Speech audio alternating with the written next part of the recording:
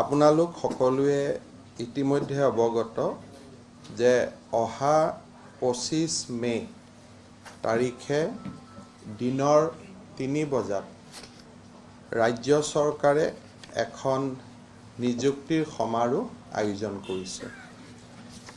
এই নিযুক্তিৰ সমাৰোহত আমি 45,000 নিবনুৱা ব্যক্তিক নিযুক্তি দিয়াৰ সংকল্প লৈছিলোঁ, কিন্তু দিব্যাংগ সকলক যেতিয়া আমি পুনৰ পৰীক্ষা কৰিলোঁ, কিছু দিব্যাংগ কেণ্ডিডেটে মেডিকেল টেষ্ট পাছ কৰিব নোৱাৰিলে, সেইকাৰণে তেখেতসকলৰ ৰিজাল্ট আমি বৰ্তমান উইথহেল্ড কৰি ৰাখিব লাগিব। তাৰ পৰিপ্ৰেক্ষিতত নিযুক্তি পোৱা ব্যক্তিৰ সংখ্যা হ'বগৈ 44,703, অৰ্থাৎ 44,703 জন। ইয়াৰ মই ব্ৰেকআপটো আপোনালোকক অলপ কৈ দিছোঁ। প্ৰথম হ'ল যিটো ষ্টেট লেভেল ৰিক্ৰুটমেণ্ট হৈছিল তৃতীয় শ্ৰেণীৰ, সেই তৃতীয় শ্ৰেণীৰ ষ্টেট লেভেল ৰিক্ৰুটমেণ্টৰ পৰা 11,048 গৰাকী প্ৰাৰ্থীয়ে নিযুক্তি পাব।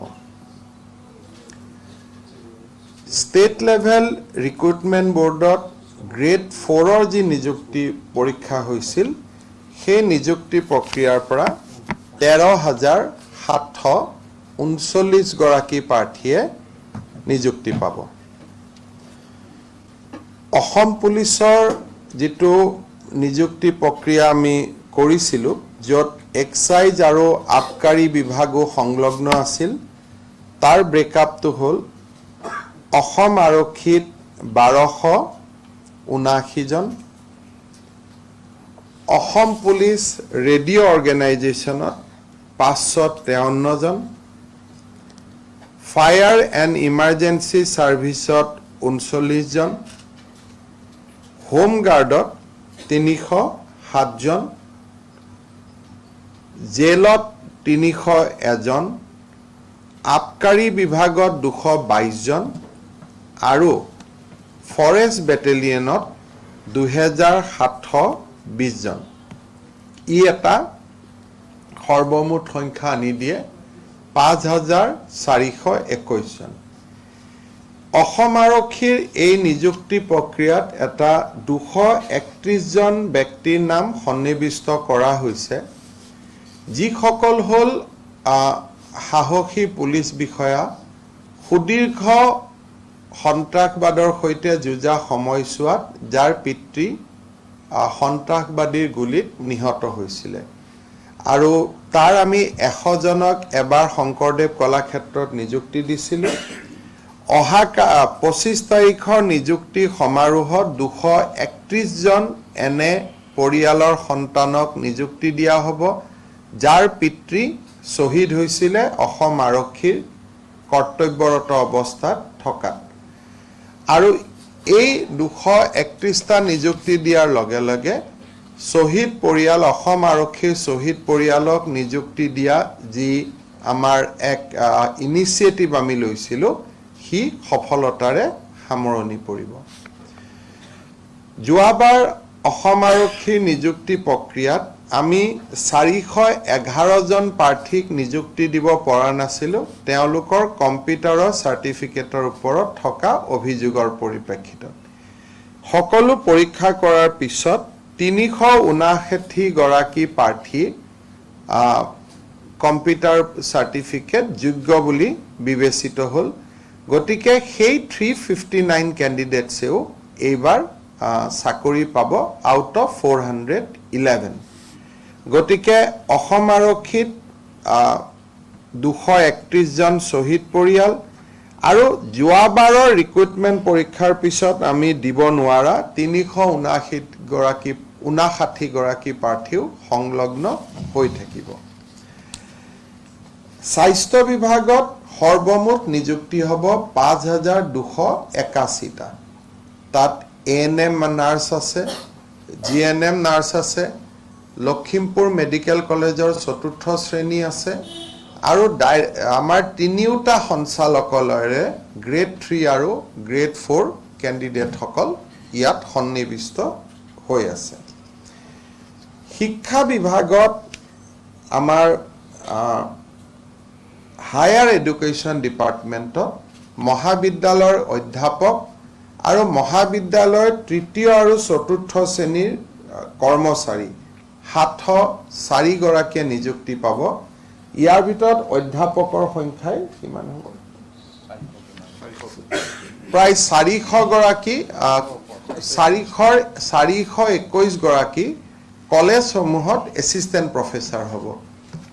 এডমিশ্যনৰ আগে আগে কলেজসমূহত যথেষ্ট নতুন অধ্যাপক নিযুক্তি হ'ব। ই শিক্ষা ব্যৱস্থাক যথেষ্ট শক্তিশালী কৰিব। আমাৰ এলিমেণ্টাৰীৰ শিক্ষক হিচাপে আজি 3টা বজাত আমাৰ এলিমেণ্টাৰী এডুকেশ্যনৰ শিক্ষকসকলৰ ফাইনেল লিষ্ট ওলাব। তাত 4,437 গৰাকী প্ৰাৰ্থী উত্তীৰ্ণ হৈছে। তেওঁলোকক মই 3টা বজাত আমাৰ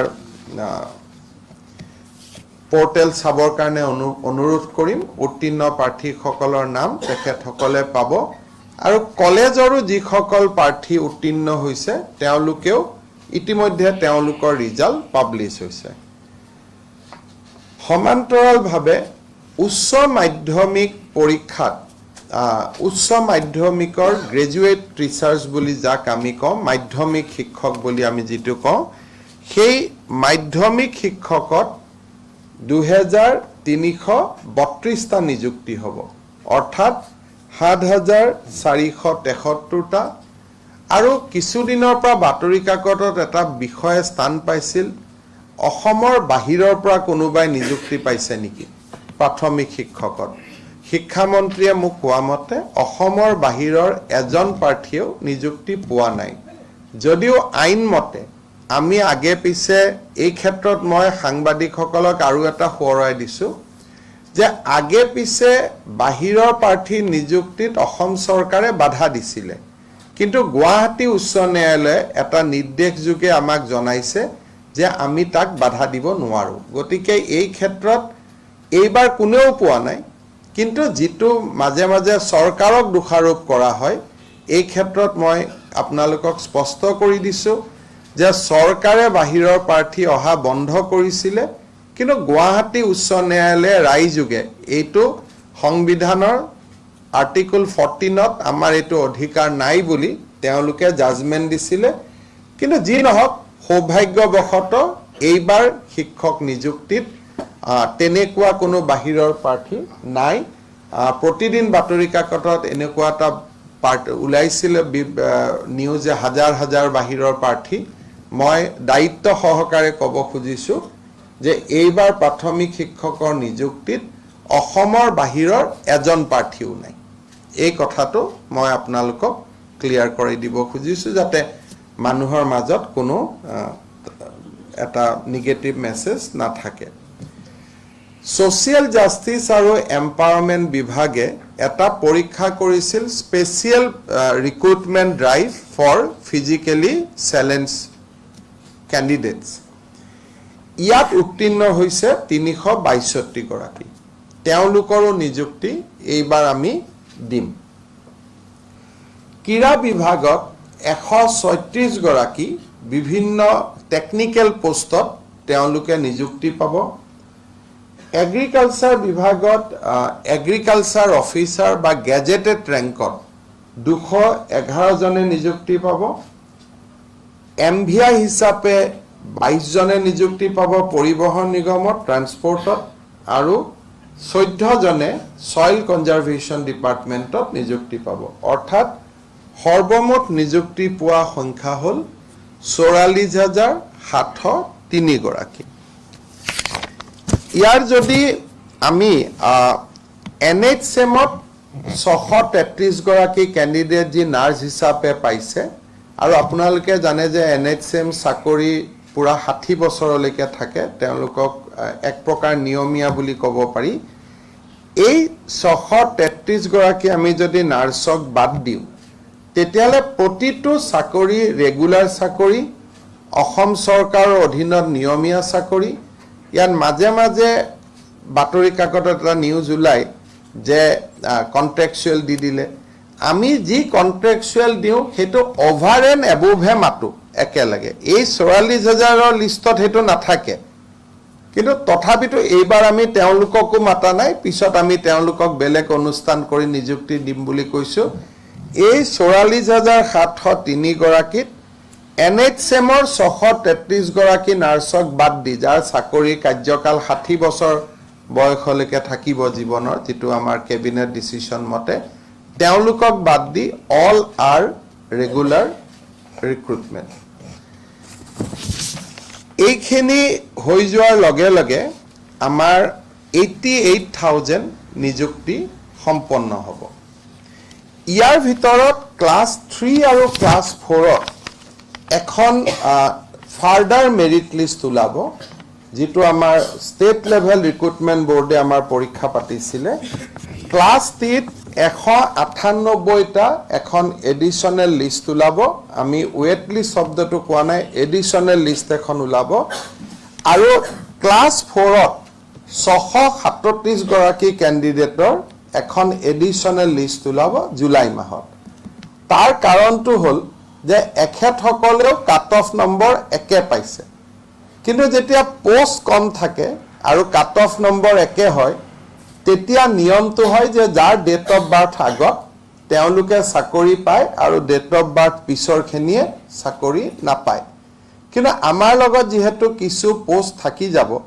সেইকাৰণে আমি সিদ্ধান্ত লৈছো যে সেম কাট অফত যেহেতু এজনে পালে এজনে পোৱা নাই only for date of birth গতিকে আমি এডিশনাল লিষ্ট এখন গ্ৰেড 3 আৰু গ্ৰেড 4ত দিম যত নেকি 198 গ্ৰেড 3 আৰু গ্ৰেড 4ত 637 গৰাকী অৰ্থাৎ আনাদাৰ 835 গৰাকীয়ে চাকৰি জুলাই মাহৰ ফাৰ্ষ্ট উইকত পাব এই গুটেইখিনি লৈ গৈ হল 89,000 গতিকে আৰু 11,000 চাকৰি দিলে 1 লাখ হয় আমি এই সাংবাদিক মেলৰ জৰিয়তে যি 44,703 গৰাকী প্ৰাৰ্থী উত্তীৰ্ণ হল তেখেতসকলক 25 তাৰিখে খানাপাৰাত নিযুক্তি পত্ৰ লবলৈ আমি এই সাংবাদিক মেলৰ জৰিয়তে আটাইকে নিমন্ত্ৰণ জনাইছো অমিত শাহ ডাঙৰীয়া 3 বাজিৰ পৰা 3:30 বজাত আহি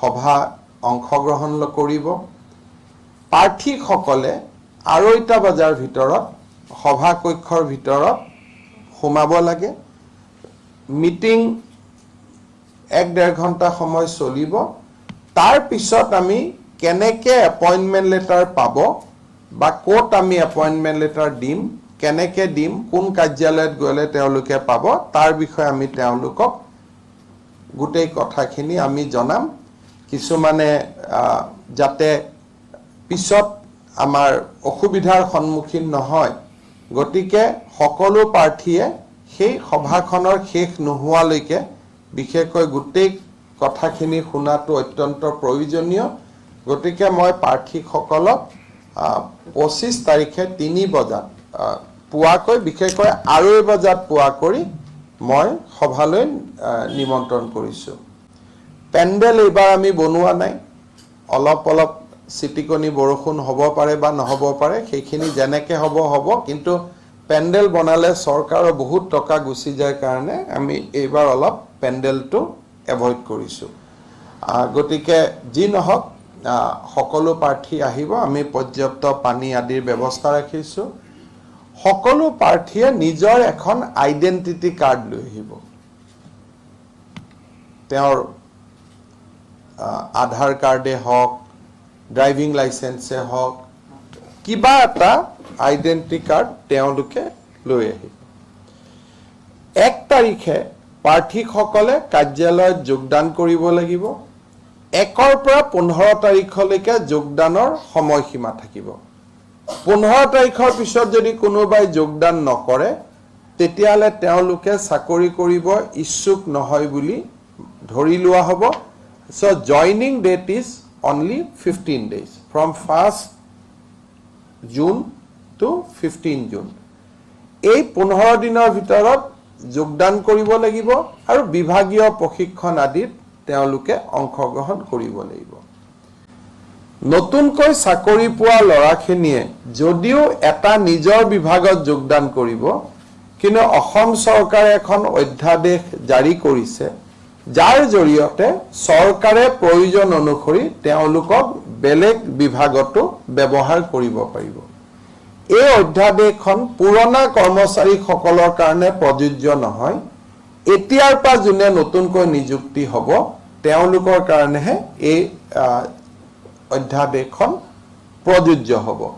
তাৰ পৰিপ্ৰেক্ষিতত আমাৰ বিভিন্ন জিলাত সাময়িকভাৱে কোনোবা অফিচ কাছাৰীত এমপ্লয়ী নাথাকিলে এটা ডিপাৰ্টমেণ্টে আনটো বিভাগৰ পৰা বড়ো কৰি তেওঁলোকে সুন্দৰভাৱে চৰকাৰী কাৰ্যক্ৰমণিকা চলাই যাব পাৰিব। কাৰণ বহুত বিভাগত যেনে PW বিভাগতে 2000 প্ৰায় 3000 গ্ৰেড 4 এতিয়া নিযুক্তি হ'ব। আমাক ইমান গ্ৰেড 4 নালাগে, সাৰপ্লাস নিযুক্তি হৈ যাব। গতিকে ৰাজহুৱা ধনৰ যাতে অপব্যয় নহয় সেইকাৰণে ডিস্ট্ৰিক্ট বা ষ্টেটৰ ভিতৰত তেওঁলোকক আন বিভাগতো প্ৰয়োজন সাপেক্ষে ব্যৱহাৰ কৰিব পাৰিব, তেনেকুৱা এটা সিদ্ধান্ত আমাৰ ৰাজ্য চৰকাৰে গ্ৰহণ কৰিছে।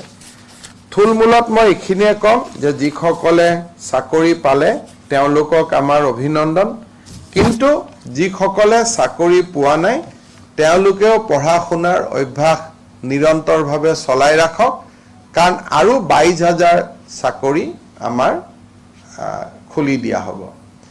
শিক্ষক নিযুক্তিৰ ক্ষেত্ৰত আমি এটা ব্যাপক পৰিৱৰ্তন কৰিব খুজিছোঁ। এইবাৰৰ পৰা টেট লাগিবই, কিন্তু BEd আৰু হায়াৰ ছেকেণ্ডেৰী পৰীক্ষাৰ মাৰ্কছত বহুত তাৰতম্য হোৱা আমি দেখা পাইছোঁ। কিছুমানে প্ৰথম হায়াৰ ছেকেণ্ডেৰীত ৰিজাল্ট ভাল নকৰে, পিছত অপেন স্কুলত নাম লগাই তেওঁলোকে নিজৰ মাৰ্কশ্বিটখন বহুত ভাল কৰি লৈ আহে।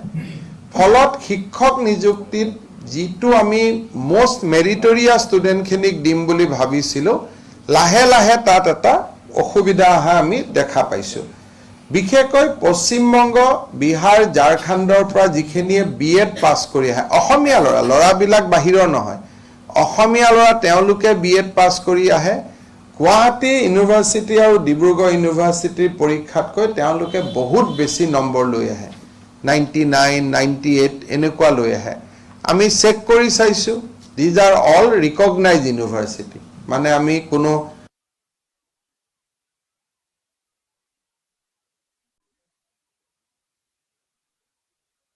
শিক্ষক নিযুক্তিৰ প্ৰক্ৰিয়াটোতো আগৰ ক্ৰাইটেৰিয়াৰ লগত আৰু এটা ৰিটেন এক্সামিনেশ্যন যোগ হৈ যাব, যিটোৱে সকলো মেৰিট সমান কৰি পেলাব। কোনোবাই কোনোবা বিশ্ববিদ্যালয়ৰ পাছ কৰা বহুতে কয় যে দাদা আমি আগত পাছ কৰিছিলোঁ, এতিয়া বহুত পিছত বহুত নম্বৰ দিয়ে। গতিকে আগত পিছত যিমান অসুবিধা আছিলে সকলো দূৰীকৰণ কৰি আমি এটা পৰীক্ষা পতাৰ বাবে আমি সিদ্ধান্ত লৈছোঁ। গতিকে এইখিনি মোৰ ক'বলগীয়া।